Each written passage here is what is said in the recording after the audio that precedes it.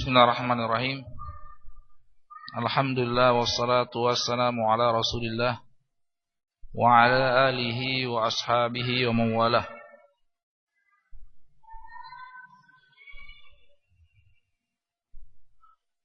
Kemudian yang berikutnya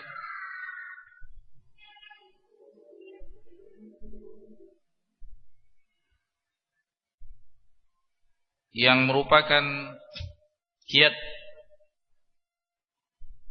menggapai kebahagiaan dengan beribadah dalam mengarungi bahtera rumah tangga Islami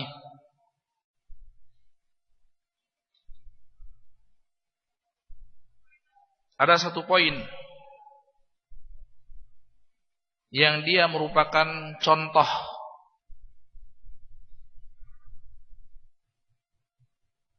yang dilakukan oleh Rasulullah SAW dalam rangka memberikan kenyamanan, ketenangan, kebersamaan terhadap istri-istri beliau. Pernah ditanya Ummul Mukminin Aisyah radhiyallahu taala anha,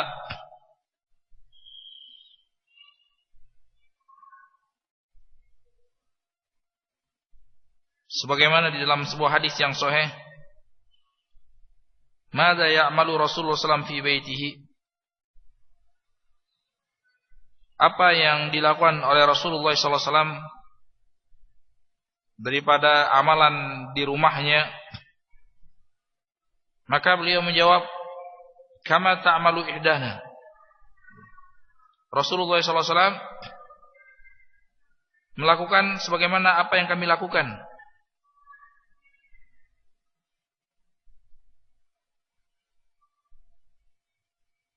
Bahkan pernah Rasulullah SAW disebutkan oleh Aisyah radhiyallahu ta'ala anha bahwasanya beliau yakhsifu na'lahu wa yukhayyitu thawbahu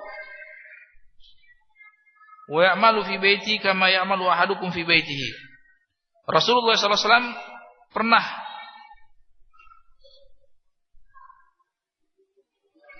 menjahit sandalnya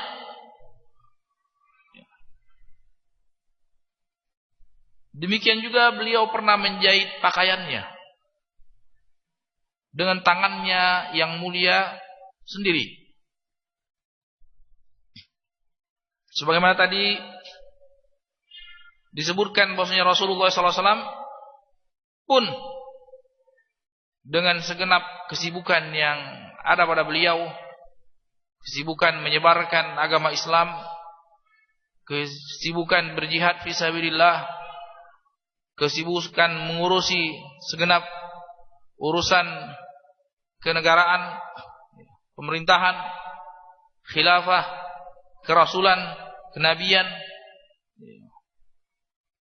beliau sallallahu alaihi wasallam menyempatkan dirinya untuk ikut serta membantu istrinya dalam melaksanakan pekerjaan rumah tangga semampu beliau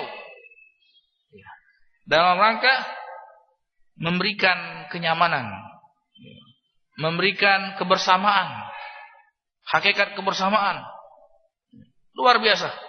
Yang demikian selintas permasalahan yang sepele, yang kecil, atau sebagian orang merasa tidak layak.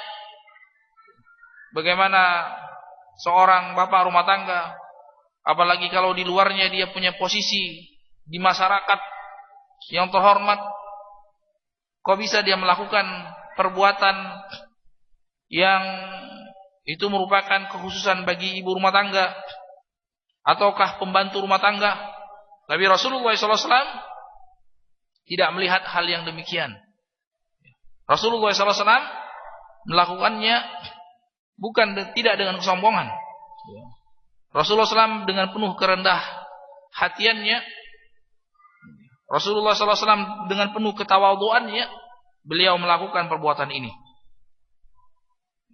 Dan yang demikian adalah ibadah kepada Allah Subhanahu wa taala. Ibadah kepada Allah Subhanahu wa taala tatkala seorang tampil untuk tawadhu. Tampil untuk memberikan kebahagiaan, ketenangan terhadap istrinya. Ini luar biasa. Seraya mencontoh apa yang telah diajarkan oleh Rasulullah sallallahu alaihi wasallam.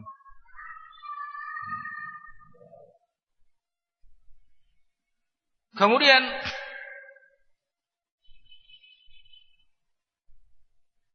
yang berikutnya,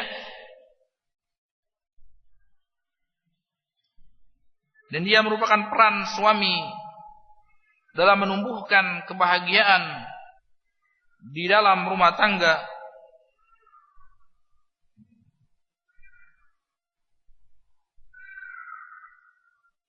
yaitu mengamalkan pesan Rasulullah sallallahu alaihi wasallam.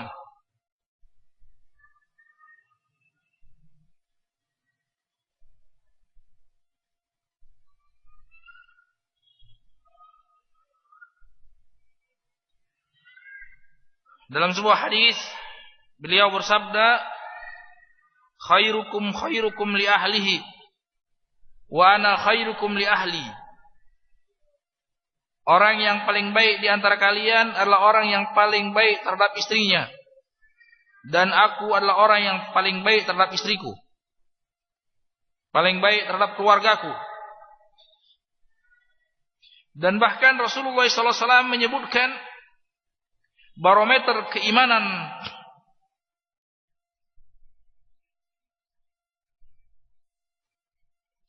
seorang mukmin. Beliau katakan, akmalul mu'minina imanan ahsanuhum khuluqan. Ya.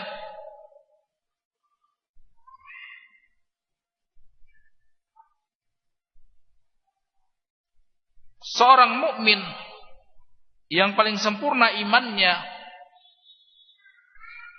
yaitu tercermin kepada baiknya akhlaknya. Semakin baik akhlaknya, semakin mulia akhlaknya, semakin menebal imannya. Dan sebaliknya, semakin kuat imannya, akan semakin sempurna akhlaknya. Tadi telah disebutkan, salah satu bentuk akhlak yang mulia adalah seorang suami menggauli istrinya dengan baik. Khairukum khairukum li ahli. Orang yang paling baik, yaitu tentu saja agamanya. Yang dimasukkan di sini, yang paling baik imannya. Yang paling baik hubungannya dia dengan Allah Subhanahu wa taala adalah yang paling baik hubungannya dengan istrinya. Buktinya kata Rasulullah SAW, wa ana khairukum li ahli. Dan aku lihatlah, aku adalah orang yang paling baik dalam menggauli istri-istriku.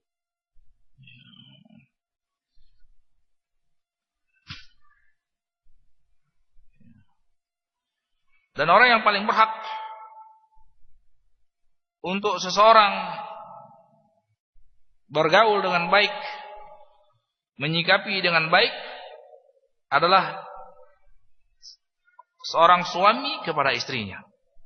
Dan inilah ibadah yang bisa mengantarkan kepada kebahagiaan yang sejati di sisi Allah Subhanahu wa taala.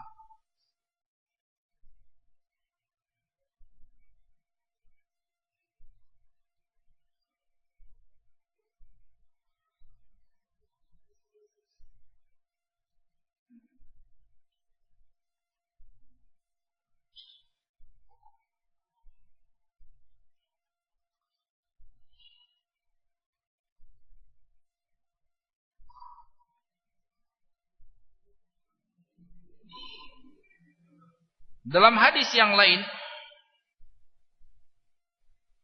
kenapa demikian? Rasulullah SAW ibaratkan para istri ini seperti qawarir. Yakum bil qawarir, hati-hati kalian dalam menyikapi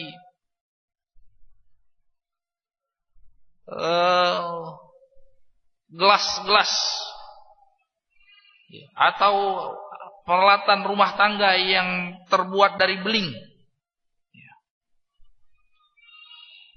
Tidak hati-hati, maka beling tersebut akan jatuh dan akan hancur berantakan.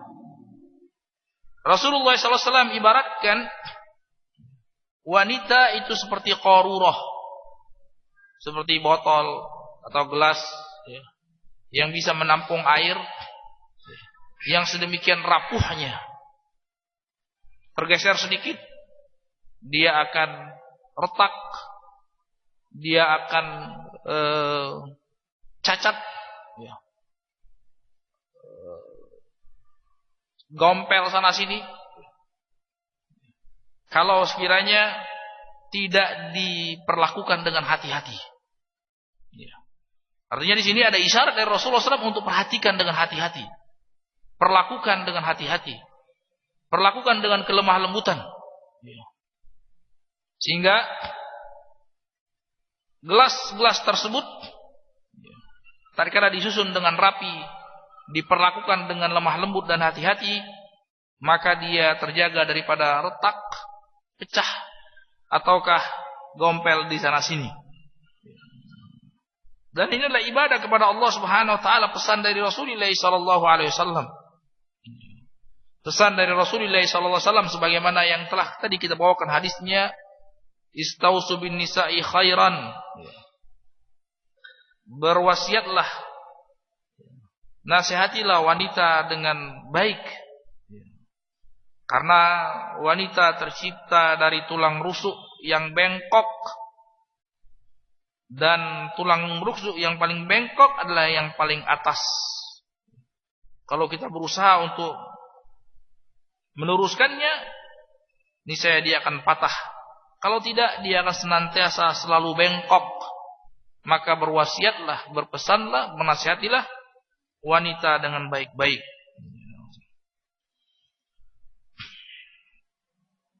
Ikhwani fiddin wa akhwati billah rahimanallahu iyyakum.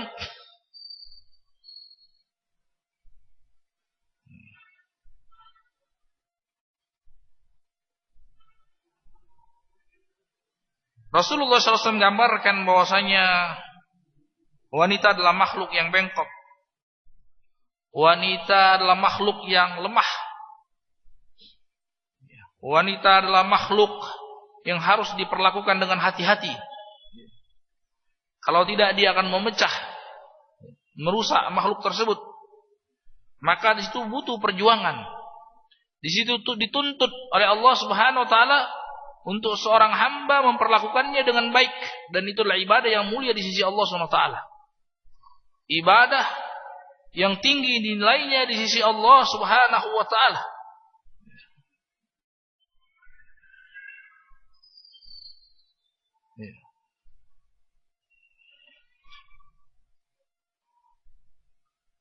Dan apabila perkara tersebut pelan-pelan dilaksanakan, pelan-pelan dilakukan, konsisten terus-menerus diusahakan, maka akan menimbulkan rasa cinta, kasih sayang yang semakin menebal di antara keduanya. Dan kita katakan tadi di awal-awal pembahasan bahwasanya rasa cinta yang tumbuh daripada pernikahan tersebut yang dilandasi dengan syariat Allah Subhanahu wa taala, itu adalah ibadah yang sangat mulia di sisi Allah Subhanahu wa taala. Itu disebutkan dalam hadisnya awthaqu ural iman, tali keimanan yang paling kokoh, cinta di jalan Allah Subhanahu wa taala. Cinta karena Allah SWT, dan orang yang paling berhak untuk saling mencintai karena Allah adalah sepasang suami dan istri.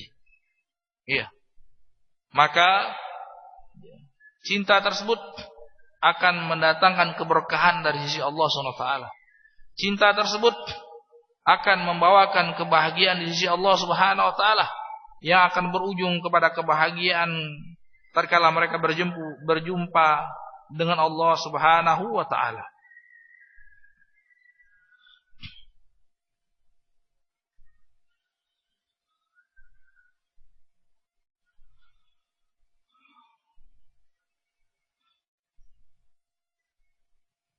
Kemudian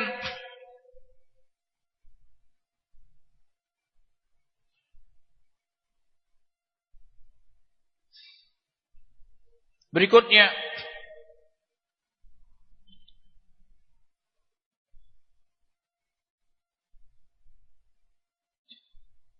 tatkala cinta tersebut semakin menebal, rasa kasih dan sayang tersebut menghiasi hari-hari pasangan suami istri tersebut, maka akan semakin menjauhkan lawan daripada rasa cinta, yaitu kebencian. Ya. Yang bisa merusak kehidupan bahtera rumah tangga tersebut. Ya. Rasulullah SAW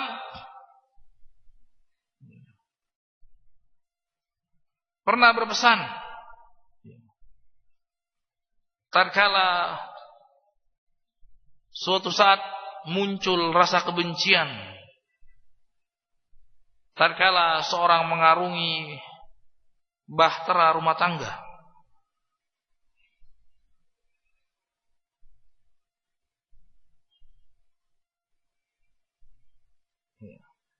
dikarenakan berbagai sebab.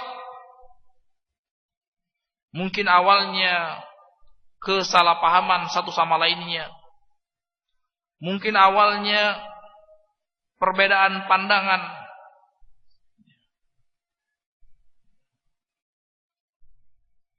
yang dilatar belakangi dengan perbedaan kemampuan untuk memahami dan mencerna suatu permasalahan. Sehingga yang demikian bisa memicu kepada pertengkaran, permusuhan yang berujung kepada kebencian. Sebagaimana cinta bisa dipupuk, maka yang namanya kebencian pun bisa disirami, ya. Sehingga kebencian tersebut menjadi semakin besar antara kedua belah pihak.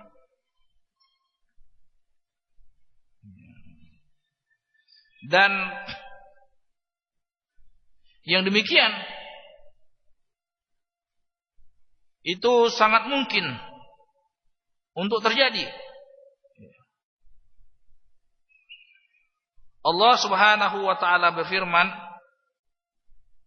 di dalam Al-Qur'an, la khaira fi katsirin min najwahum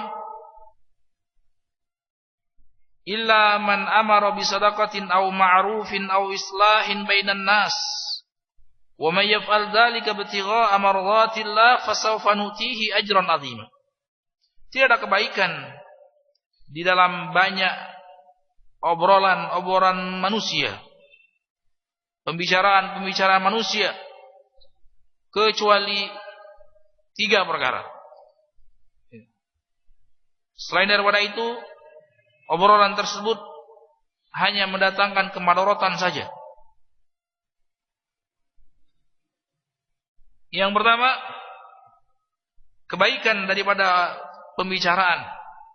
Pembicaraan yang baik yang pertama, man amara bi shadaqatin. Tatkala dalam obrolan tersebut, dalam percakapan tersebut, dalam pembicaraan tersebut ada al-amr bis shadaqah, anjuran untuk bersedekah, atau anjuran untuk berlaku yang ma'ruf, perkara-perkara yang baik yang dianjurkan oleh Allah dan Rasulnya, atau islah bainan nas, atau memperbaiki hubungan yang sempat memburuk di antara manusia.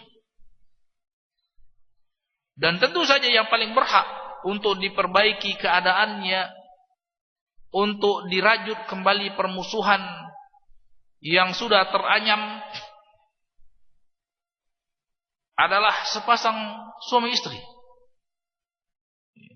Yang paling berhak untuk didamaikan, yang paling berhak untuk diperbaiki hubungan yang sudah mulai retak, yang paling berhak untuk mengembalikan cinta kasih yang sebelumnya tumbuh, yang sekarang sudah menjadi kebencian yang mendalam.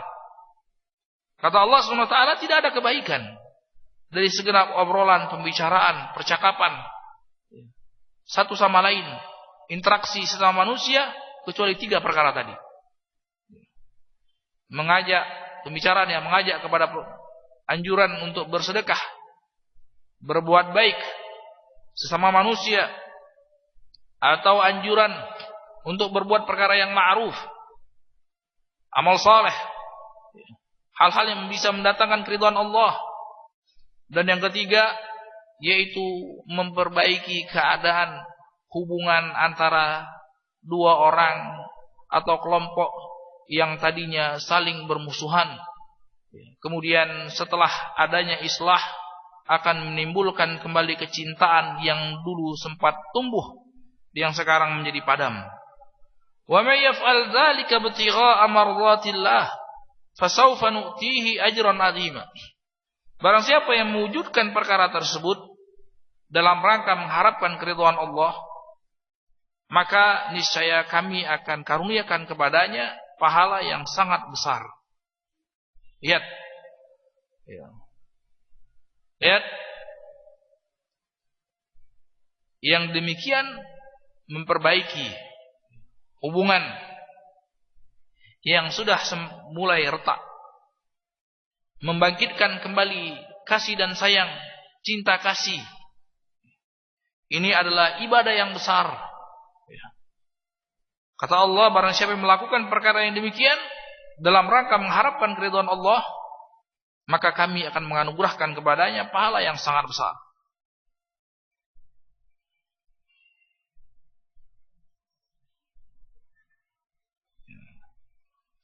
Ikhwan fi din wa akhwati fillah rahimanallahu wa iyyakum.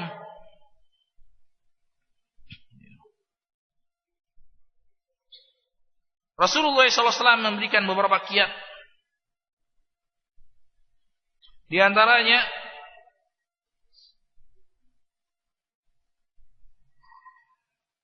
dalam suatu kasus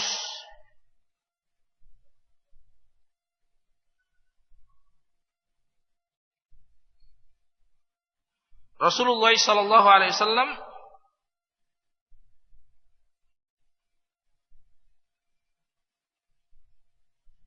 berpesan kepada salah seorang sahabat, "Ya Rasulullah, awsini." Kata Rasulullah, "La taghdab." Jangan marah. "Ya Rasulullah, beri aku wejangan." Kata Rasulullah, "Jangan marah." Dia ulangi lagi, "Ya Rasulullah, beri aku nasihat." Kata Rasulullah, "Jangan marah." Dia ulangi lagi, "Ya Rasulullah, beri aku wasiat." Kata Rasulullah, "Jangan marah." Ikhwani fi din wa akhwati fillah rahimanallahu iyyakum, kaum muslimin dan muslimat yang dimuliakan Allah. Ini salah satu kiat yang ampuh, jalan yang ampuh tatkala menghadapi prahara yang timbul. Jangan terlebih dahulu dimulai dengan marah. Jangan terlebih dahulu dimulai dengan meninggikan emosi, dengan menaikkan emosi, meninggikan suara dan lain sebagainya. Karena hal yang demikian tidak akan menimbulkan, melainkan semakin tebalnya permusuhan dan kebencian. Tidak akan mendatangkan solusi. Makanya Rasulullah SAW berwasiat, "La taghdab." Jangan marah. Terkhusus dalam kasus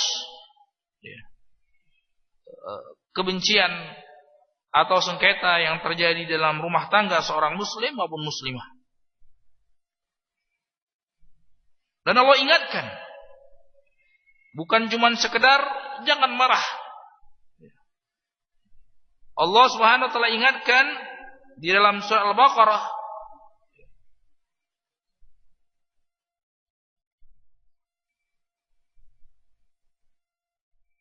wa an ta'fu aqrabu lit-taqwa wa la tansawul fadla bainakum. Untuk kita tidak melupakan keutamaan satu sama lainnya. Jangan lupa kebaikan orang yang telah berbuat baik kepada kita. Dan ini kemuliaan Islam. Jangan sekali-sekali kita melupakan orang yang telah berbuat baik kepada kita. Akan tetapi, lupakanlah kebaikan yang telah kita buat kepada orang lain. Ini perlu dicamkan dengan seksama. Ya. Jangan pernah lupa jasa baik orang lain kepada kita. Akan tetapi lupakanlah perbuatan baik, jasa baik yang telah kita lakukan untuk orang lain. Dan ini akan sangat dekat kepada ketakwaan. Dan akan sangat dekat kepada keridhaan Allah Subhanahu wa taala. Maka orang lain yang tidak boleh kita lupakan jasa baiknya, maka sudah barang tentu kebaikan istri ataupun suami, jangan lebih-lebih lagi jangan sampai dilupakan. Seakan-akan tidak pernah ada kebaikan dari suami ataupun dari istri. Allah katakan wala tansaul fadla bainakum. Jangan lupakan kebaikan satu sama lain di antara kalian. Ini luar biasa. Rasulullah SAW bersabda, la yashkurillah man la yashkurin nas. Tidak akan diberikan taufik oleh Allah Subhanahu wa taala. Tidak akan dipermudah seseorang untuk bersyukur kepada Allah. Dipersulit seseorang untuk bersyukur kepada Allah, untuk beribadah kepada Allah Subhanahu wa taala. Tidak diberi taufik oleh Allah Subhanahu wa taala orang untuk mengamalkan hal-hal yang bisa mengundang keridhaan Allah. Tatkala dia tidak pandai bersyukur, dia tidak pandai berterima kasih, dia tidak tahu balas budi kepada orang yang telah berbuat baik kepadanya. Ya. Ini kemuliaan Islam. Kemuliaan Islam untuk tidak melupakan jasa baik. Ya. Untuk bisa berusaha membalas jasa baik yang telah dilakukan orang lain kepada kita. Sebaiknya Islam menuntut kita untuk tidak mengenang jasa baik kita yang telah kita lakukan kepada orang lain, apalagi mengungkit-ungkitnya. Hal yang demikian sangat dibenci oleh Allah Subhanahu wa taala. Allah Subhanahu wa taala berfirman di dalam Al-Qur'an, ya ayyuhalladzina amanu la tubtilu shadaqatikum bil manni wal adza kalladzi yunfiqu malahu ria'an nas wa la yu'minu billahi wal yawmil akhir. Wahai orang-orang yang beriman, janganlah kalian menggugurkan amalan baik kalian. Dalam hal ini, sedekah kalian, perbuatan baik kalian kepada orang lain, dengan diungkit-ungkit, disebut-sebut kebaikan kita tersebut. Bukankah dulu saya seperti ini? Bukankah karena saya kamu seperti ini? Bukankah saya sudah kasih ini dan itu? Kata Allah SWT, jangan. Jangan kalian batalkan kebaikan kalian. Kita tidak perlu mengharapkan balas budi dari manusia. Kita harapkan pahala dari Allah Subhanahu wa taala. Allah Subhanahu wa taala berfirman, salah satu ciri penghuni surga, Allah sebutkan di dalam Al-Qur'an bagaimana mereka, innama nut'imukum liwajhillah la nuridu minkum jazaa'an wala syukura. Kami berbuat baik kepada kalian, apapun perbuatan baik tersebut, memberi makan, menyantuni, memfasilitasi dan lain sebagainya, mengarahkan dan lain sebagainya, memberikan waktu luang, ide-ide dan lain sebagainya, Kata Allah Subhanahu wa taala, orang yang masuk surga itu liwajhillah, karena mengharapkan wajah Allah Subhanahu wa taala. La nuridu minkum jazaa'an wala syukura, kami tidak harapkan kalian balas budi atau sekedar ucapan terima kasih. Ini seorang mukmin yang beriman kepada Allah Subhanahu wa taala, yang beriman kepada balasan Allah, tidak buru-buru mengharapkan balasan manusia. Iya. Tidak mengharapkan balasan dan pujian dari manusia. Kalian mau terima kasih, kalian mau tidak terima kasih, kalian mau balas budi, itu urusan kalian. Kami hanya mengharapkan keridhaan Allah Subhanahu wa taala. Ini tatkala seorang mukmin berbuat baik kepada orang lain. Akan tapi tatkala dia disikapi dengan baik, diberi kebaikan oleh orang lain, jangan sekali-sekali melupakan jasa baik tersebut. Kebaikan yang sampai kepada kita melalui perantaraan orang lain, jangan sekali-sekali kita lupakan kebaikannya. Kita kenang terus, kita syukuri, kita balas kebaikan tersebut. Akan tapi kebaikan yang keluar dari kita melalui perantaraan kita, janganlah dikenang-kenang. Biarkan dia lewat begitu saja, harapkan keridhaan Allah Subhanahu wa taala. Demikian yang Allah Subhanahu wa taala dan Rasulnya tuntunkan kepada kita semua, terutama bagi sepasang suami istri, agar hubungan tersebut menjadi hubungan yang betul-betul hangat, dibangun di atas kecintaan kepada Allah, dan kebencian yang sempat muncul terkikis dengan hangatnya kasih sayang di antara kedua mereka. Makanya Rasulullah SAW dalam hadis yang lain pernah berpesan, la yafraku mu'minun mu'minah fa in kariha minhu khuluqan radiya minha khuluqan akhar. Demikian juga sebaliknya.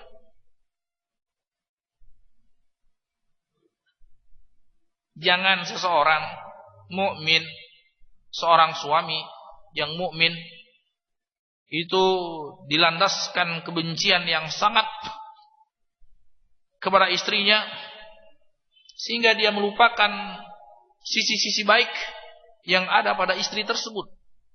Kata Rasulullah SAW, janganlah seseorang tidak adil dalam mensikapi istrinya dengan kebencian terhadap suatu perkara, sehingga dia ikutkan perasaannya tersebut, melupakan semua kebaikan yang ada pada istrinya tersebut.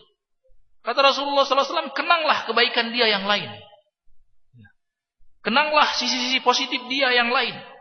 Bisa jadi dia benci suatu poin, tapi sebenarnya sekian banyak poin kebaikan yang ada pada dirinya yang bisa meredam keburukan tersebut.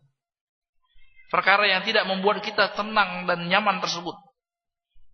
Dan itu pasti terjadi. Jangan harap seseorang, jangan sampai berharap, mimpi saja jangan. Seorang mengharapkan dia terus nyaman di sisi istrinya. Hari-harinya cuman yang muncul senyum manis, jangan harap. Tidak usah berharap, jangan mimpi.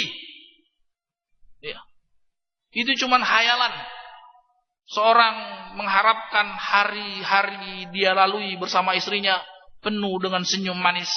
Terus jangan harap, sekedar mimpi saja jangan. Percuma, mimpinya sia-sia, menghabiskan energi. Kata Rasulullah SAW, itu sudah pasti. Sudah pasti ada prahara. Sudah pasti akan tumbuh sebagaimana tumbuh bibit-bibit cinta kasih sayang, kehangatan. Ada bibit-bibit sebaliknya yang bisa menimbulkan kebencian, keretakan dalam rumah tangga. Maka Rasulullah SAW kasih kiat. Kata Rasulullah, la yafraku mu'minun mu'minah. Janganlah kebencian terhadap suatu perkara melupakan, membutakan mata kita dari sisi-sisi kebaikan dia yang lain. Masih banyak sisi-sisi positif, kebaikan-kebaikan dia yang lain yang bisa meredam keburukan tersebut. Hal-hal yang tidak membuat kita nyaman tersebut. Demikian juga sebaliknya. Istri terhadap suaminya. Allah Subhanahu wa taala berfirman, "Fa in karihtumuhunna fa asa an takrahu syai'an wa yaj'alallahu fihi khairan katsiran." Kita tidak tahu sekian banyak rahasia Allah Subhanahu wa taala. Bisa jadi kata Allah kalian membenci istri tadi. Ternyata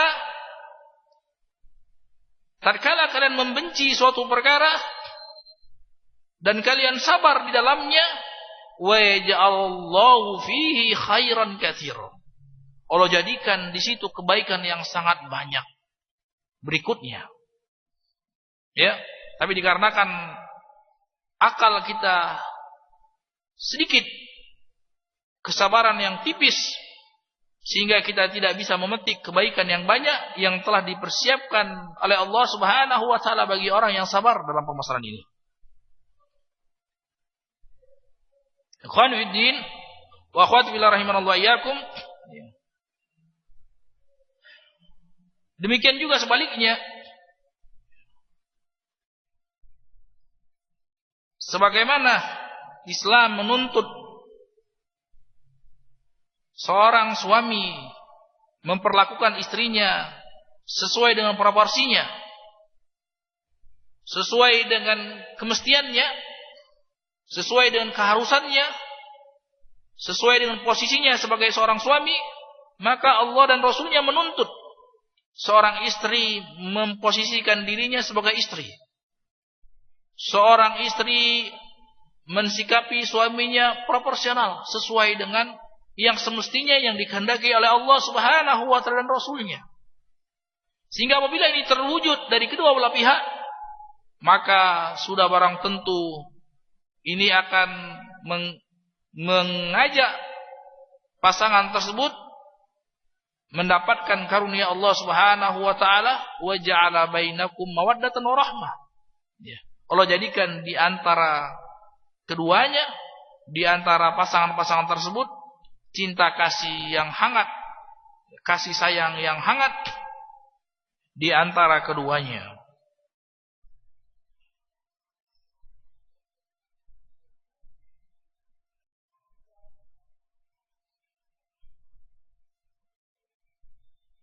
Ikhwan fiddin wa akhwati fillah,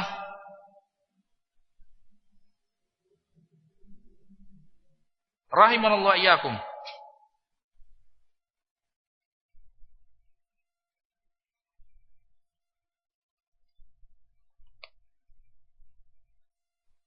Rasulullah SAW pernah bersabda,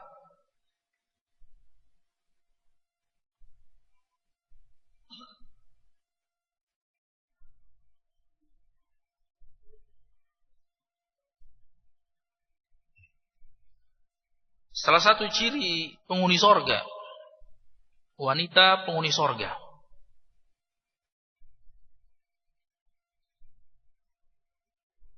itu idza ghadiba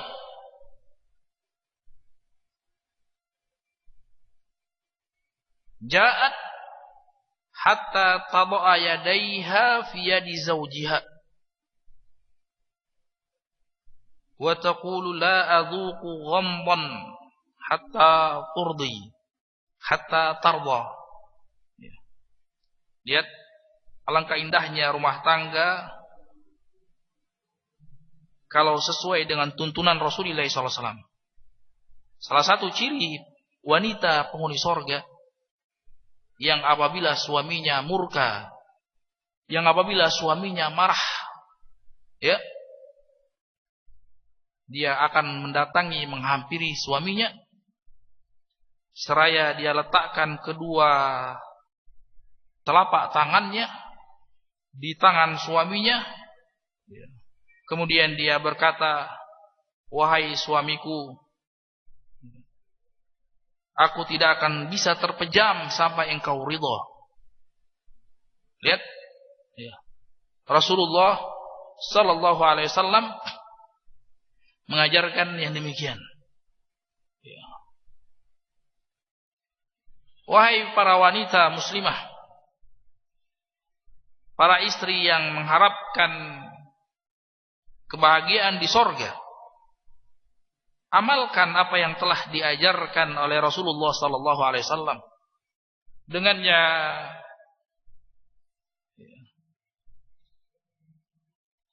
engkau akan mendapatkan kemuliaan di sisi Allah SWT dengan sorganya.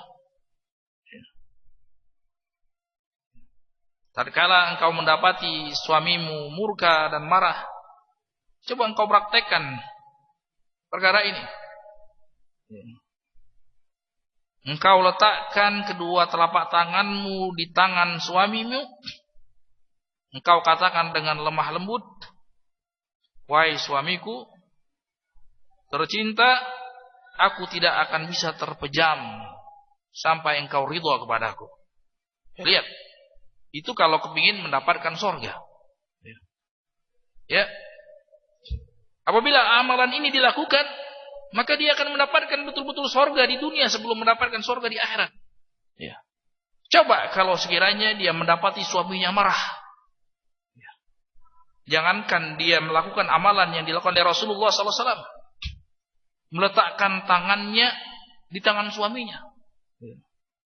Tapi ketika suaminya marah, ya, 10 desibel suaminya mengeluarkan kata-kata, 100 desibel dia balas kerasnya ucapan suaminya.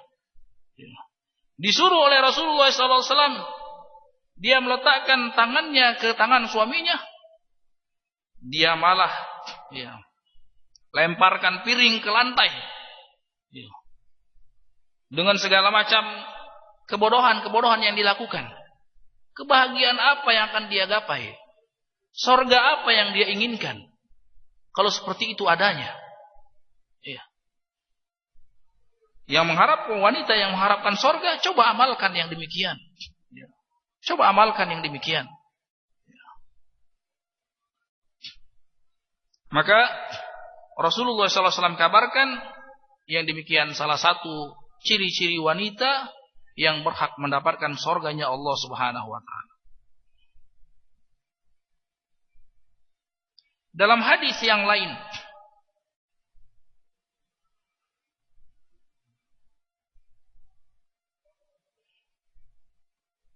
Rasulullah sallallahu alaihi wasallam bersabda, "La yahillu limra'atin an tasuma wa zawjuha syahidun illa bi'izni wa la ta'zan fi baitihi illa bi'izni." Tidak halal bagi seorang wanita muslimah untuk berpuasa dalam keadaan suaminya ada kecuali dengan izinnya. Dan tidak boleh baginya untuk memasukkan seseorang ke dalam rumahnya kecuali dengan izin suaminya. Ya, lihat, ini ibadah kepada Allah Subhanahu wa taala dengan cara seorang wanita dalam hal kebaikan sekalipun. Yaitu berpuasa, beribadah kepada Allah, dia minta izin kepada suaminya.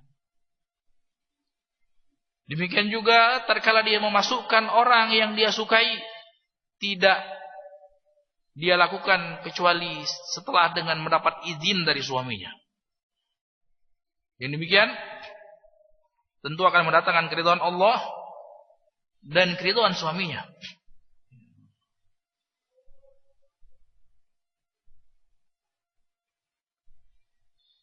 Kata Rasulullah sallallahu alaihi wasallam, "Lau kuntu amiran ahadan an yasjuda li ahadin la amartul mar'ah an tasjuda li zawjiha." Kalau aku memerintahkan seseorang, kalau aku mengizinkan seseorang untuk sujud kepada orang lain, seorang anak manusia untuk sujud kepada manusia yang lain, maka niscaya aku telah perintahkan seorang istri untuk sujud kepada suaminya. Ya lihat, kalau sekiranya sujud kepada makhluk itu boleh, maka yang paling berhak, yang paling harus untuk sujud itu seorang istri kepada suaminya. Lihat, ini siapa yang kepingin, bagi para istri yang kepingin mendapatkan kebahagiaan dalam rumah tangganya, para istri yang kepingin mendapatkan surga dunia sebelum mendapatkan surga akhirat, amalkan pesan-pesan Rasulullah SAW. Lihat, dikatakan oleh putri Sa'id bin Musayyab, ya, putri Sa'id bin Musayyab. Sa'id bin Musayyab dikatakan oleh ulama Sayyid Tabi'in, salah seorang pemimpin tabi'in, dikarenakan takwa dan ilmunya. Beliau adalah anak sahabat yang mulia Musayyab bin Hazan. Mertuanya adalah sahabat yang mulia Abu Hurairah radhiyallahu ta'ala anhu. Istrinya, anaknya sahabat Rasulullah SAW. Dia memiliki seorang putri yang mulia, generasi yang terbaik setelah generasinya Rasulullah SAW. Apa katanya? Ma kunna nukallimu azwajana illa kama tukallimuna umara'akum. Lihat. Kata putrinya Said Musayyab, kami para istri di zaman kami itu tidak mengajak bicara suaminya, tidak menyapa suaminya, tidak menegur suaminya, melainkan seperti kalian mengajak bicara pemimpin-pemimpin kalian. Ya. Seperti kita mengajak bicara raja. Seorang budak mengajak bicara rajanya seperti apa? Ya. Kami para istri, ya, para istri, putri-putrinya tabi'in itu mengajak bicara, ini mengajak bicara suaminya, itu seperti seorang budak mengajak menyapa rajanya. Ya, lihat, wanita generasi yang terbaik daripada umat ini, wanita yang sudah mengecap surga dunia dan akhirat, wanita yang sudah mengecap surga dunia dan akan mengecap surga akhirat kelak. Lihat, praktekkanlah amalan seperti ini, wahai para istri, wahai wanita yang mengharapkan kebahagiaan di dunia dan akhirat, yang mengharapkan bahtera rumah tangganya berjalan di atas sakinah dan mawaddah warahmah. Coba amalkan poin-poin seperti ini. Sebagaimana sebelumnya telah kita anjurkan kepada suami untuk bersikap proporsional, maka istri pun bersikap proporsional. Ya. Ajak bicara suamimu. Bayangkan engkau seorang budak yang mengajak bicara rajamu. Ya. Seperti apa seorang budak mengajak bicara rajanya? Ya. Kata per kata dipilih, ya, dengan intonasi yang lemah lembut, dengan kata-kata yang terbaik.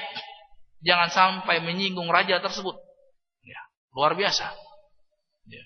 Timbal balik antara suami dan istri.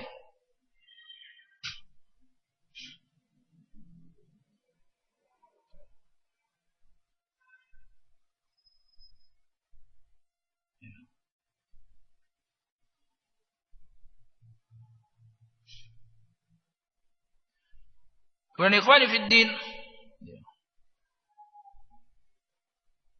rahimanallah iyyakum,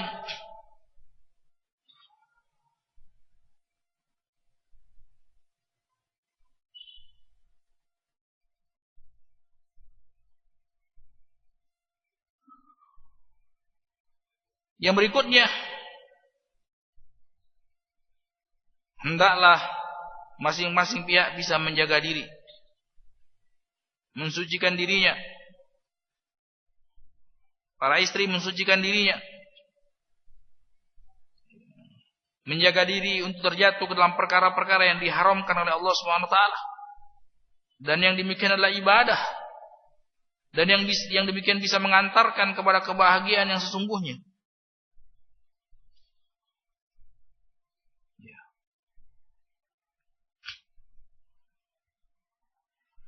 Allah Subhanahu wa taala berfirman di dalam surat Al-Ahzab, "Ya nisa'an nabi, lastunna kahadin minan nisa, in ittaqaytunna fala takhdha'na bil qaul fayatma'al ladzi fi qalbihi marad wa qulna qawlan ma'rufa." Lihat, Allah berpesan kepada istri Nabi. Ya.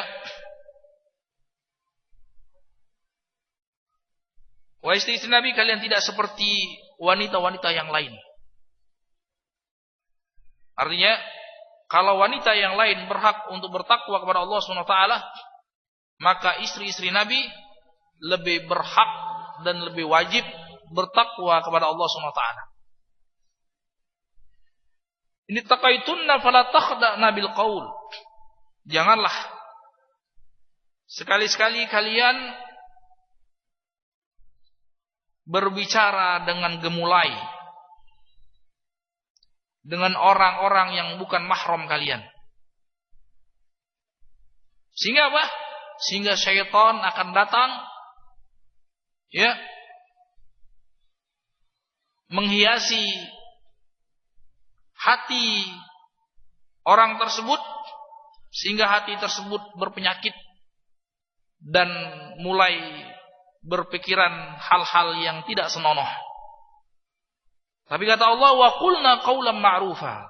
Wanita yang solehah, istri yang solehah, itu tatkala berkata kepada laki-laki yang bukan mahramnya, itu dengan perkataan yang ma'ruf, yang sekedarnya, tidak melambai-lambai, tidak gemulai, memikat, membuat orang lain terfitnah, tergoda. Tapi dia katakan dengan perkataan yang wajar, ya. Perkataan yang wajar, yang tidak menimbulkan penyakit atas lawan jenisnya tersebut. Yang artinya apa? Artinya dalam hal yang demikian Allah menjaga para wanita-wanita muslimah, ya, para wanita-wanita muslimah dari segenap pintu-pintu yang bisa merusak bahtera rumah tangganya, ya, bahtera rumah tangganya, sehingga segala macam bentuk kekhawatiran, segala macam bentuk yang bisa membuka celah pintu daripada keretakan rumah tangga, itu dianjurkan untuk ditutup. Sampai-sampai dalam hal berbicara kepada orang lain yang bukan mahramnya, Islam membuat aturan yang jelas. Ya. Maha suci Allah Subhanahu wa taala atas ketetapan yang telah Allah Subhanahu wa taala gariskan.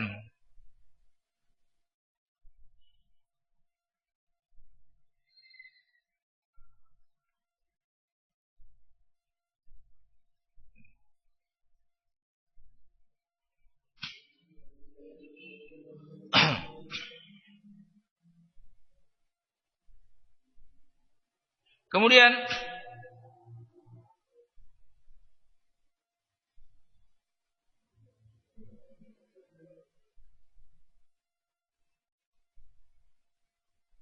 sebagaimana tadi disebutkan, suami menunaikan hak kewajibannya terhadap istri, maka istri pun harus menunaikan kewajibannya terhadap suami. Dan yang demikian adalah ibadah kepada Allah Subhanahu wa taala yang akan mengantarkan kepada kebahagiaan yang sesungguhnya. Tadi telah kita sebutkan firman Allah Subhanahu wa taala, wala tansaul fadla bainakum. Janganlah masing-masing kalian melupakan kebaikan yang lainnya. Jangan sekali-sekali seorang istri melupakan kebaikan suaminya, sebagaimana jangan seorang suami melupakan kebaikan istrinya. Wala tansaul fadla bainakum.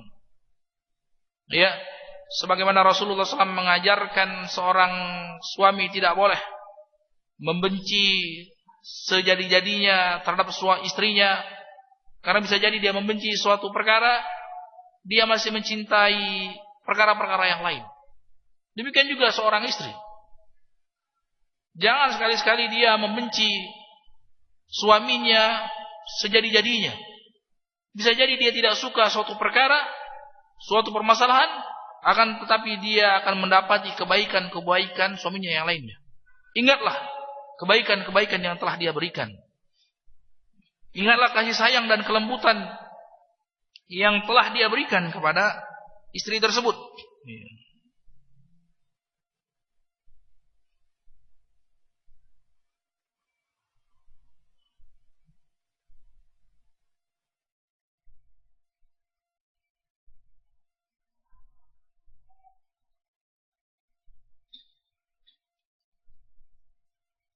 Rasulullah SAW pernah bersabda, ayyuma imra'atin matat wa zawjuha anha radin dakhalatil jannah. Ya. Siapapun wanita yang meninggal dalam keadaan suaminya ridho kepadanya, maka dia akan masuk surga. Ya. Artinya apa? Artinya sangat dikhawatirkan. Apabila seorang istri meninggal dunia dalam keadaan suaminya tidak ridho kepadanya, maka hal yang demikian akan menggiring dia ke dalam neraka jahanam wal iyadzubillah. Dan itu yang sangat sering terjadi. Ya, bahkan Rasulullah SAW pernah bersabda, ra'aitun nar falam ara mambaran kal yaum qad wa ra'aitu aktsara ahliha minan nisa. Aku lihat neraka jahanam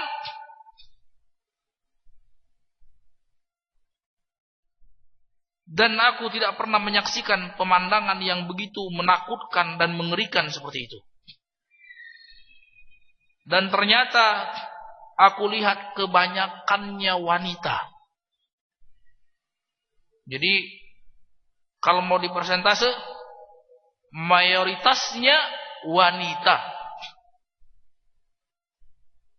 Lihat, kenapa wanita kebanyakan penghuni sorga? Kenapa penghuni sorga yang paling banyak dari kalangan wanita? Qalu bima ya Rasulullah? Kenapa ya Rasulullah? Qala bikufrihinna, karena mereka itu kufur, tidak pandai bersyukur. Ditanya Rasulullah, yakfurna billah, apakah karena kufurnya mereka kepada Allah? Kata Rasulullah, yakfur bikufrihinnal ashir. Lau ahsanta ila ihdahunna dahr thumma ra'at minka syai'an faqad ma ra'aitu minka khairan qat. Kata Rasulullah SAW, yang membuat mereka, kebanyakan mereka terjungkal ke dalam neraka jahanam dikarenakan mereka tidak pandai berterima kasih, tidak pandai bersyukur kepada suaminya. Ya lihat, sebagaimana tadi pintu sorga yang lebar bagi seorang wanita dengan membuat ridho suaminya, maka pintu neraka yang sangat lebar adalah tatkala seorang istri gemar membuat murka suaminya, kufur terhadap suaminya, tidak pandai berterima kasih, tidak pandai mengenang jasa baik dan balas budi suaminya.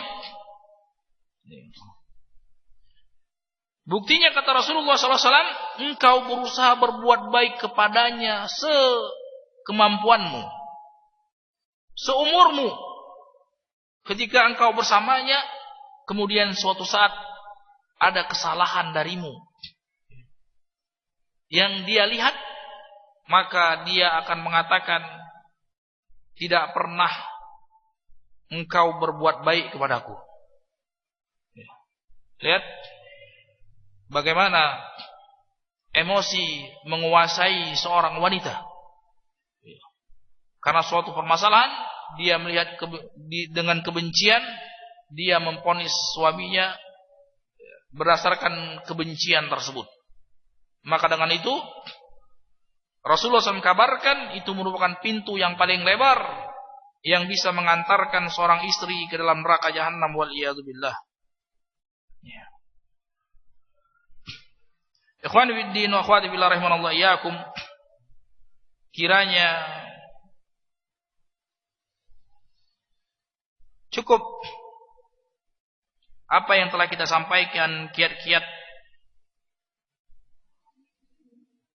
yang dilakukan suami terhadap istrinya dan kiat-kiat istri yang dilakukan terhadap suaminya untuk menggapai kebahagiaan di dunia dan akhirat, untuk menjalin cinta kasih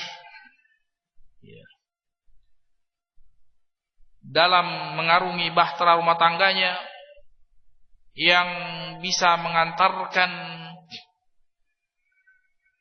kepada keridhaan Allah Subhanahu wa taala, sehingga mereka berjumpa dengan Allah Subhanahu wa taala tetap dalam keadaan saling sayang menyayangi, yaitu tatkala rumah tangga tersebut dibangun di atas iman dan takwa kepada Allah Subhanahu wa taala.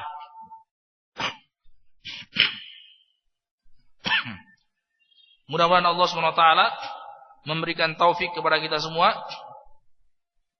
agar kita bisa mengambil pelajaran dan memberkahi apa yang kita bahas pada pertemuan kali ini. Wabillahi taufiq wa sallallahu ala nabiyyina Muhammad wa ala alihi wa ashabihi wa sallam walhamdulillahi rabbil alamin.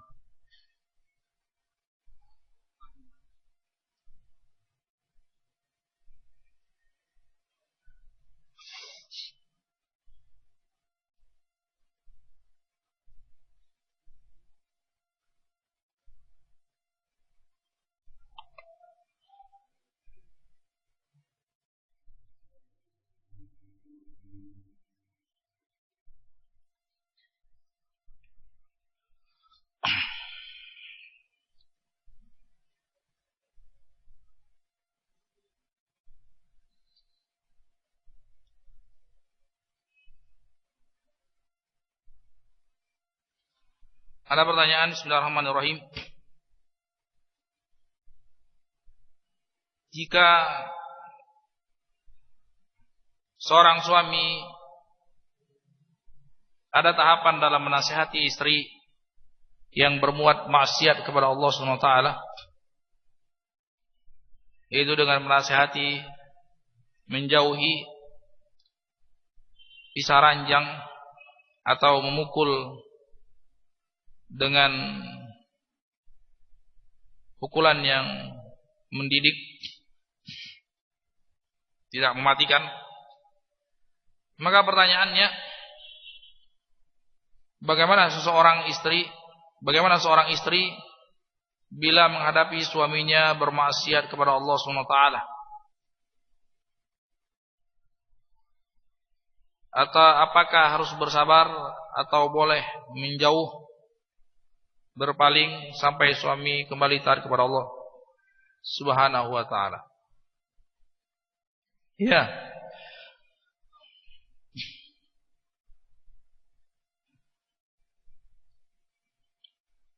Pertama-tama si istri harus yakini bahwasanya hidayah itu di tangan Allah Subhanahu wa taala. Hidayah di tangan Allah Subhanahu wa taala. Ia memberikan hidayah kepadanya dan kepada suaminya serta anak-anaknya. Maka dia harus memohon kepada Allah Subhanahu wa taala dengan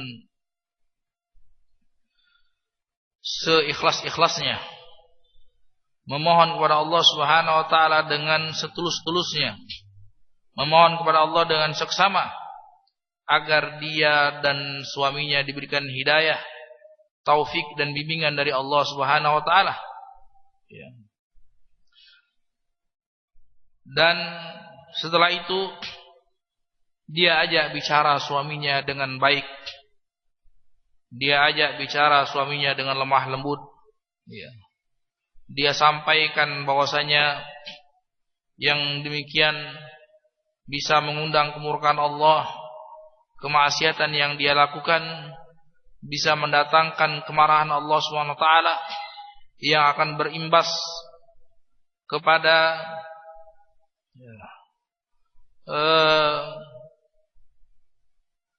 retaknya rumah tangga,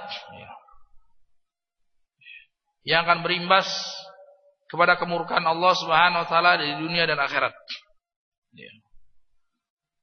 Dia usahakan, dia lihat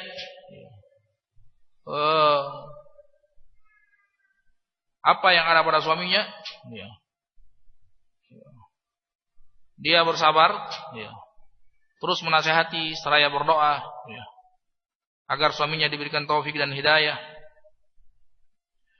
sampai pada poin tertentu. Kalau sekiranya yang timbul hanya kemadharatan, yang timbul hanya mafsadah daripada ikatan pertalian pernikahan tersebut, maka Allah Subhanahu wa taala memberikan tahapan-tahapan pada sampai jadi pernikahan, sebagaimana pernikahan itu adalah solusi dari Allah Subhanahu wa taala untuk menggapai takwa di sisi Allah Subhanahu wa taala, maka kebalikannya, yang demikian pernikahan yang sesuai dengan tujuannya, dia sebagai solusi seseorang mendapatkan kebahagiaan di dunia dan akhirat. Kalau ternyata solusi tersebut tidak digapai, solusi tersebut tidak dicapai, baik dari pihak suami maupun dari pihak istri, ataupun dari kedua-duanya, maka tidak ada faedahnya. Hubungan tersebut tetap dijaga. Maka Islam, agama Allah SWT, dengan penuh hikmahnya memberikan solusi yang berikutnya. Ya, kalau sekiranya rumah tangga tersebut bagaikan neraka jahanam, yang dilalui semakin hari semakin membuat seorang jauh daripada Allah SWT, terus maka ada solusinya. Daripada kita bertahan di atas kemurkaan kepada Allah SWT, lebih baik kita berpisah di atas ketaatan kepada Allah SWT. Mudah-mudahan dengan perpisahan tersebut bisa mengantarkan kita sama-sama diridhoi oleh Allah SWT. Kalau sekiranya itu dari pihak suami, dia bisa melepaskan istrinya dengan talak namanya. Dengan talak, suami menjatuhkan talak, kata cerai, dengan segala macam pertimbangan kepada istrinya. Ya, kalau itu dari pihak istri, ya, dia bisa meminta khulu, meminta kepada suaminya agar dia dilepaskan, dan sebagai imbalannya dia menyerahkan sejumlah harta kepada suaminya. Kemudian suaminya pun setuju untuk berpisah, maka itu jadinya khulu. Ya. Kalau sekiranya suaminya pun tidak meridhoi, maka disyariatkan perkara yang berikutnya, yaitu campur tangan pemerintah, seorang hakim. Itu namanya fasakh. kalau sekiranya yang ada hanya kemadorotan di antara kedua belah pihak. Ya. Ikhwani fillah, akhwati fillah, akan tapi sebelumnya, ya, sebelum sampai ke tahapan seperti itu, ya, ada yang namanya islah atau suluh, ada yang namanya memasukkan pihak ketiga, ya, dari orang-orang yang bisa dipercaya oleh kedua belah pihak. Ada tahapan seperti itu, ya, itu namanya islah, suluh antara kedua belah pihak.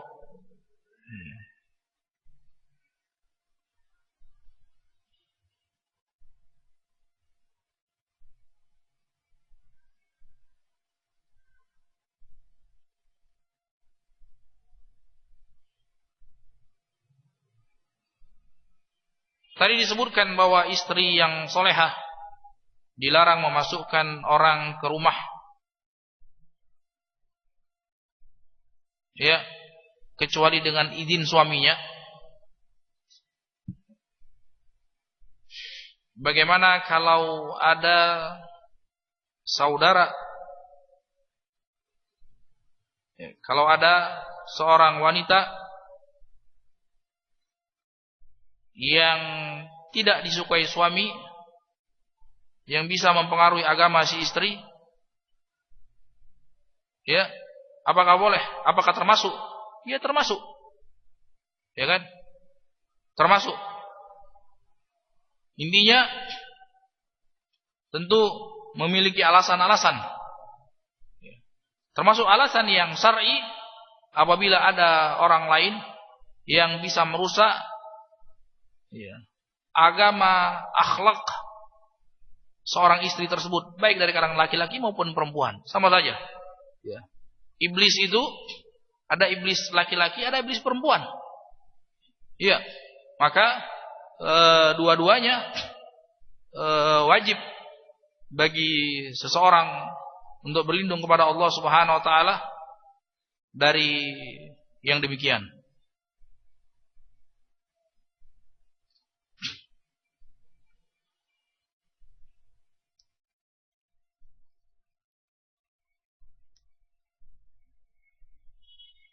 Pertanyaan tentang sholat sunnah antara suami istri ketika malam pertama. Ya, apakah setiap melakukan hubungan suami istri? Tidak. Sholat sunnah itu di awal saja, di awal ketika bertemu di malam pertama. Ya, adapun ketika hendak melakukan hubungan suami istri, itu ada doa yang lain, ya, doa yang ma'ruf, ya, doa minta Bismillahi Allahumma jannibna syaitan wa jannibi syaitan ma razaqtana, ya, minta kepada Allah untuk dijauhkan daripada syaitan, ya, daripada mereka berdua dan apa-apa yang Allah SWT anugerahkan kepada mereka berdua.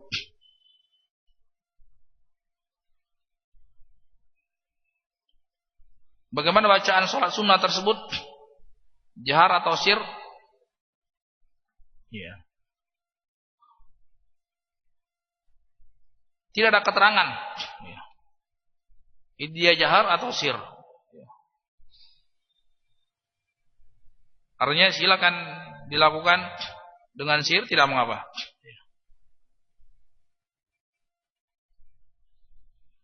Bagaimana posisi istri selaku makmum? Di belakang. Posisi istri di belakang, tidak sejajar dengan suaminya. Jazakumullahu khairan wa antum jazakumullahu khairan.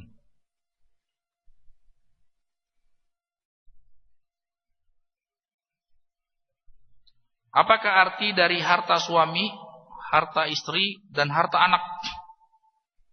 Harta suami, harta yang diusahakan oleh suami.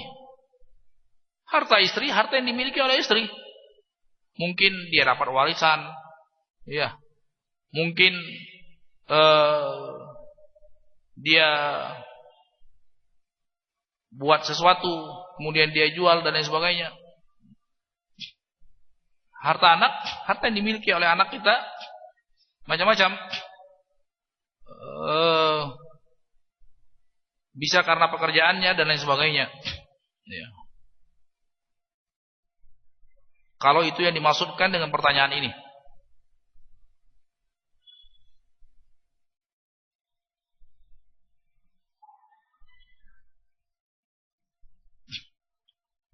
Bila istri bekerja, bolehkah memberikan uang kepada ibu sendiri tanpa sepengetahuan suami? Kalau itu harta dia murni, tidak ada sangkut paut dengan suami, bebas dia kasihkan kepada siapa saja. Ya, bebas dia kasihkan kepada siapa saja. Tidak harus dia minta izin kepada suaminya. Akan tetapi suatu sikap yang baik, suatu sikap yang baik, baik kiranya dia minta saran, ya, pandangan dari suaminya.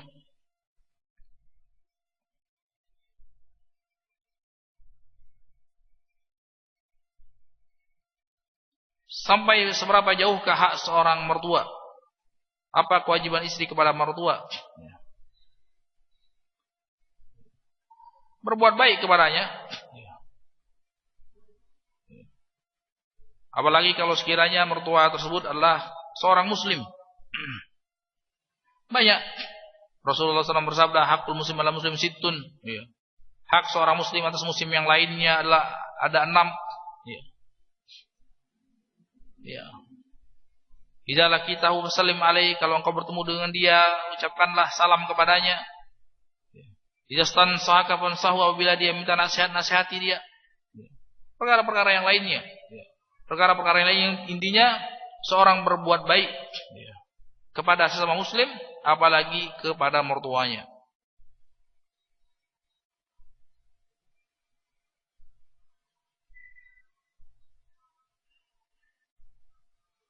Bagaimana hukum salat di suatu tempat yang di dalamnya ada gambar makhluk yang bernyawa? Disebutkan oleh ulama bahwasanya ini adalah perkara yang makruh, ya, dan bisa saja terjatuh ke dalam perkara keharaman. Kalau sekiranya gambar tersebut gambar yang diagungkan,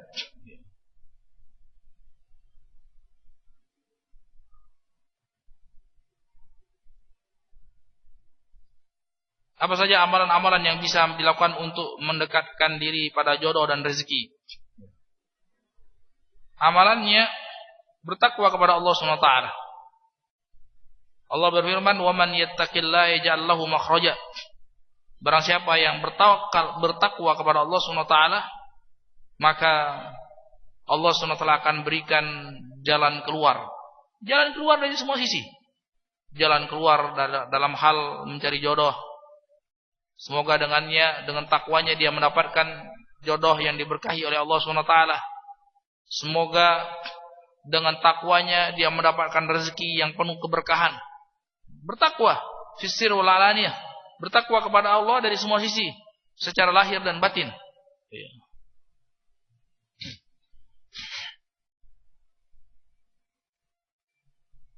Takwa apa?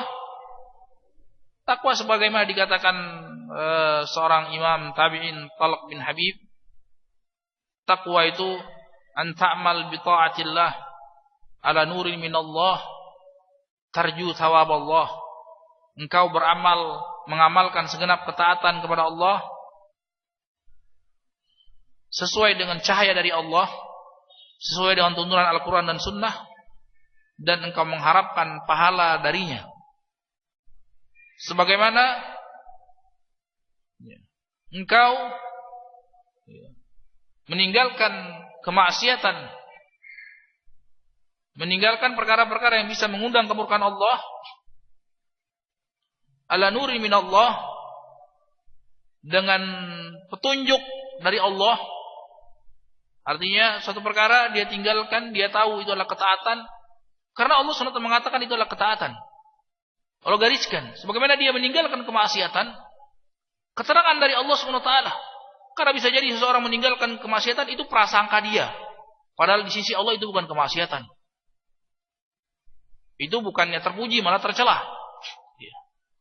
Ya, tidak pada tempatnya. Engkau meninggalkan kemaksiatan karena Allah, di atas cahaya dari Allah Subhanahu wa taala, dalam rangka engkau takut akan azab Allah Subhanahu wa taala. Ya.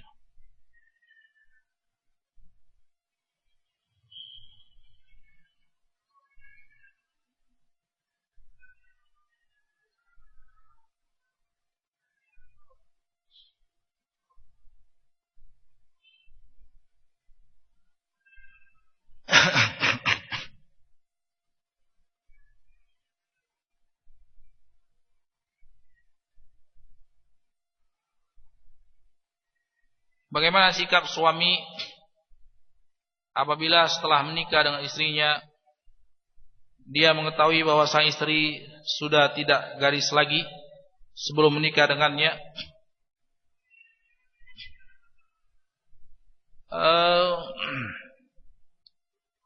Ikhwan fi din wa akhwati billah rahimanallahu iyyakum.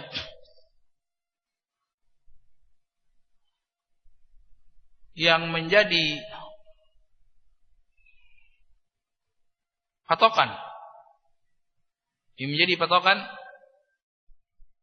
dalam permasalahan ini, bagaimana sekarang istri tersebut, apakah dia orang yang bertakwa kepada Allah SWT, orang yang takut kepada api neraka jahanam, apakah dia orang yang tidak takut kepada azab Allah SWT? Itu yang menjadi patokannya. Lihat kondisinya sekarang. Ya apalah artinya mendapatkan istri misalnya yang masih gadis, tapi dia tidak takut kepada neraka jahanam, tidak bisa menjaga dirinya.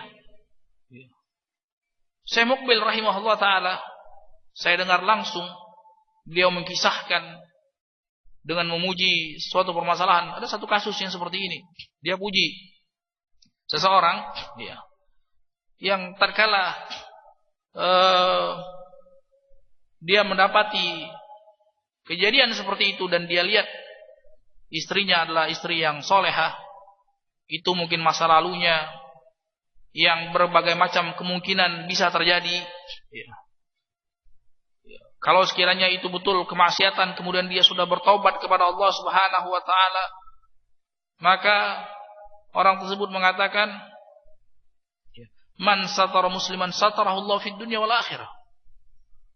Barang siapa yang menutupi aib saudaranya muslim, maka Allah akan tutup aibnya di dunia dan akhirat. Siapa yang lebih berhak untuk dia tutupi aibnya daripada istrinya, perempuan yang sudah menjadi istrinya? Tadi Allah Subhanahu wa taala berfirman, asa an takrahu syai'an wa yaj'alullahu fihi khairan katsira. Bisa jadi kamu membenci suatu perkara, tapi ternyata Allah SWT jadikan kebaikan yang luar biasa dari situ. Maka ikhwan fid din wa akhwat fillah rahimanallahu iyyakum,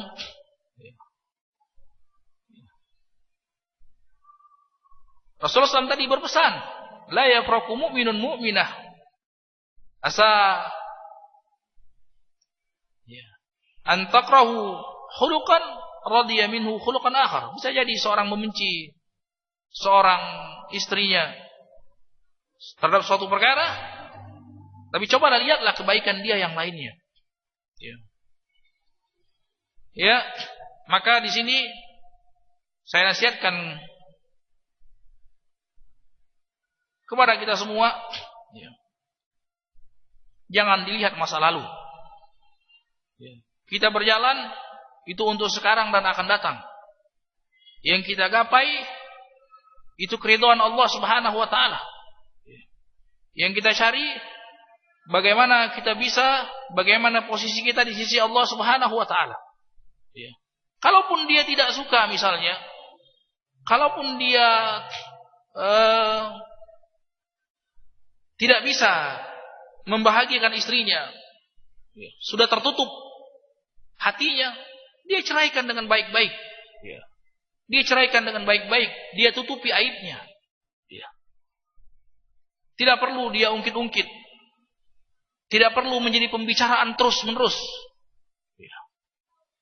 Dengan meninterogasi dan lain sebagainya. Karena yang demikian akan membuka aib. Dan Allah Subhanahu wa ta'ala dan Rasulnya memuji orang-orang yang saling menutupi aibnya satu sama lainnya. Tadi, man satara musliman satarallahu fid dunya wal akhirah.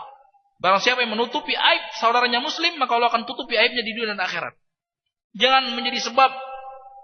Janganlah kita menjadi sebab kita yang membuka aib seorang muslim, apalagi orang tersebut orang yang bertakwa kepada Allah Subhanahu wa taala.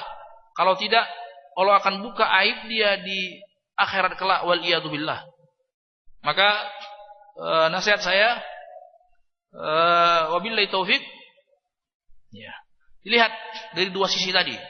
Kalau dia bisa tanamkan kasih sayangnya, cinta kasihnya, dia rajut, dia lupakan perkara tersebut, dia tutupi aibnya, dia jalin kasih sayangnya bersama istrinya tersebut. Bisa jadi dia tidak senang dengan satu permasalahan, Allah jadikan kebaikan selain daripada itu. Atau kalau sekiranya sama sekali dia tidak bisa membuka hatinya terhadap istrinya tersebut, tidak perlu dia banyak menginterogasi, tidak perlu dia melakukan tekanan-tekanan dan lain sebagainya. Tidak suka, sudah tertutup pintu hatinya, sudah dia ceraikan baik-baik. Dia ceraikan baik-baik, dan kalau bisa dia tetap menjadi sebab istrinya tersebut terbuka pintu-pintu kebaikan. Jangan sampai dia menjadi sebab istrinya tersebut terjatuh ke dalam pintu-pintu yang bisa mengundang kemurkaan Allah Subhanahu wa taala. Dua poin tersebut. Baik, dikarenakan waktu sudah habis, kita cukupkan sampai sini. Wabillahi taufiq. Wa sallallahu ala nabiyyina Muhammad wa ala alihi wa ashabihi wasallam walhamdulillahi rabbil alamin. Subhanakallahumma hamdik asyhadu an la ilaha illa anta astaghfiruka wa atubu ilaik. Wassalamu alaikum warahmatullahi wabarakatuh.